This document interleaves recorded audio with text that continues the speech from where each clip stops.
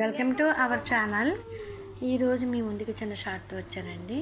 కర్ణుడి దేహాన్ని దహనం చేయడానికి అగ్నిదేవుడు ఎందుకు నిరాకరించాడు అనే దాని గురించి.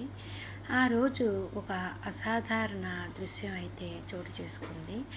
యుద్ధరంగంలో ప్రాణాలు విడిచిన కర్ణుడి శరీరాన్ని దహనం చేయడానికి తీసుకువచ్చినప్పుడు ఆశ్చర్యకరంగా ఏ జ్వాల కూడా అతని దేహాన్ని తాకలేకపోయింది.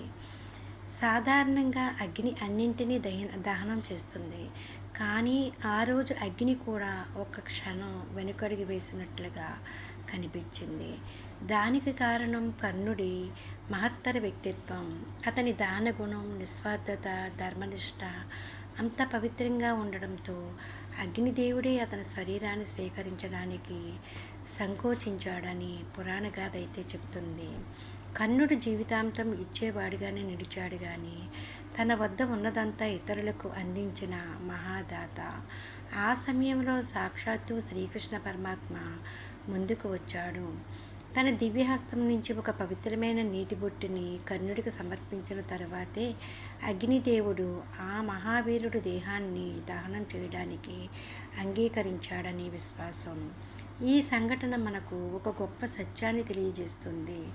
నిజమైన దానం, నిజమైన ధర్మం మనిషికైనా దేవతలకైనా గౌరవించదగ్గ స్థాయికైతే తీసుకువెళతాయి. సాటిలేని యోధుడు, అంతకమించిన దాత, ఆయనే మహావీర కర్ణుడు. ఇదండి కర్ణుడి గురించి. Please like, share and subscribe.